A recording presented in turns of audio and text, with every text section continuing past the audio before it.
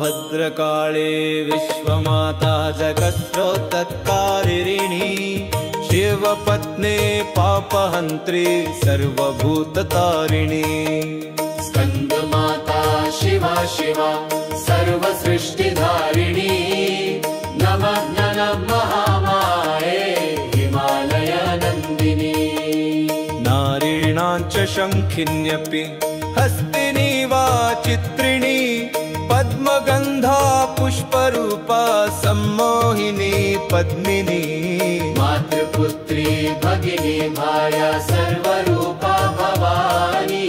नमः नमः महामाये भवभयखण्डिनी।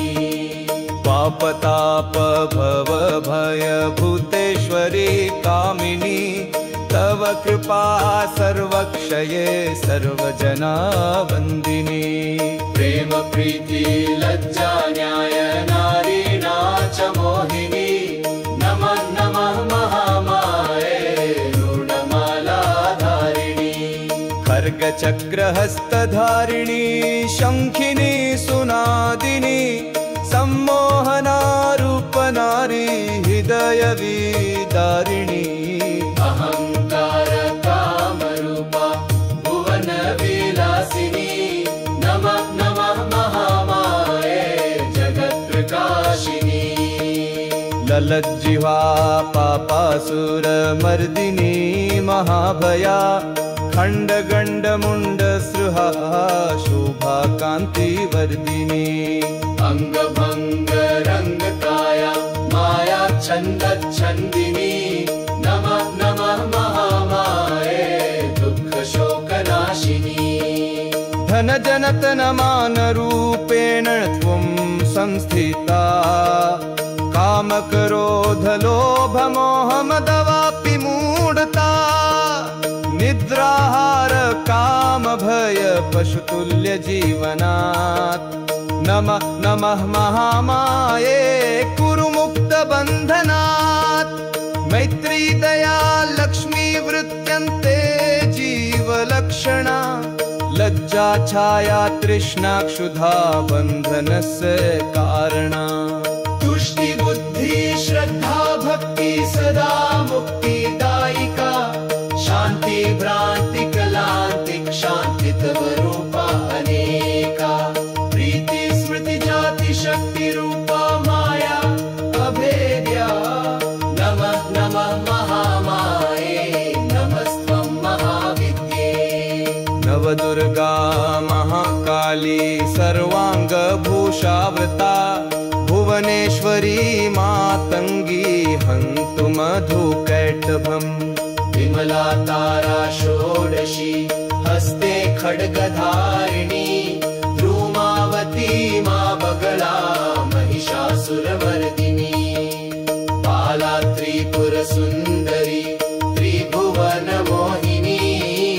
नमः नमः महामाये सर्वदुःखहारिणी। मम माता लोके मर्ते कृष्णदास तव भृत्यः यदा तदा यथा तथा माया छिन्न मोक्षकथा। सदा सदा तव भिक्षा कृपा दीने भव रक्षा। नमः नमः महामाये कृष्णदासे तव दया। इति श्री कृष्णदास विरचितं महामाया अष्टकम्।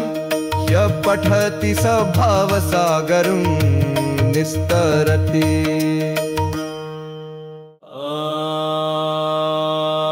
भद्रकाळे विश्वमाता जगत्रोत्तत्कारिणी शिवपत्नी पापहन्त्री सर्वभूततारिणी। स्कन्दमाता शिवा शिवा सर्वसृष्टिधारिणी। नमः नमः महामाये हिमालयनन्दिनी। नारीणां च शङ्खिन्यपि हस्तिनी वा चित्रिणी पद्मगन्धा पुष्परूपा सम्मोहिनी पद्मिनी। मातृपुत्री भगिनी भाया सर्वरूपा भवानी। नमः नमः महामाये भवभयखण्डिनी। तापताप भव भय भूतेश्वरी कामिनी तव कृपा सर्वक्षये सर्वजना वन्दिनी प्रेम प्रीति लज्जा न्याय नारीणा च मोहिनी नमः नमः महामाये रूढमालाधारिणी खड्गचक्रहस्तधारिणी शङ्खिनी सुनादिनी सम्मोहना रूपनारी हृदयविदारिणी अहंकार कामरूपा भुवन विलासिनी नमः नमः महामाये जगत्प्रकाशिनी ललज्जिह्वा पापासुरमर्दिनी महाभया खण्डगण्डमुण्डसृहा शोभा कान्तिवर्धिनी अंगभंग रंगकाया माया छन्दच्छन्दिनी नमः नमः महामाये दुःख शोकनाशिनी धनजनतनमानरूपेण त्वं संस्थिता कामक्रोधलोभमोहमदवापि मूढता निद्राहार कामभय पशुतुल्यजीवनात्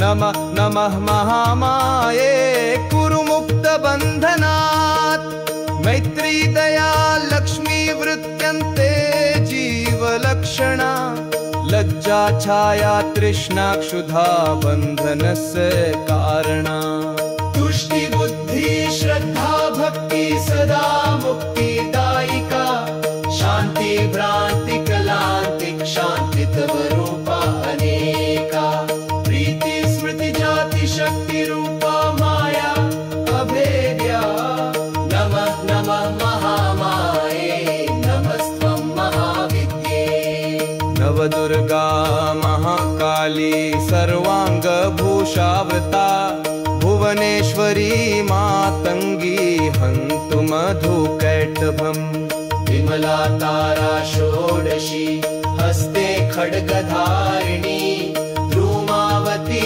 मा बगला महिषासुरमर्दिनी बाला त्रिपुरसुन्दरी त्रिभुवन मोहिनी नमः नमः महामाये सर्वदुःखहारिणी मम माता लोके मर्ते कृष्णदास तव भृत्यः यदा तदा यथा तथा माया छिन्न मोक्षकथा सदा सदा तव भिक्षा कृपा दीने भव रक्षा नमः नमः महामाये कृष्णदासे तव दया इति श्री कृष्णदास विरचितं महामाया अष्टकम् यः पठति स भवसागरं निस्तरति।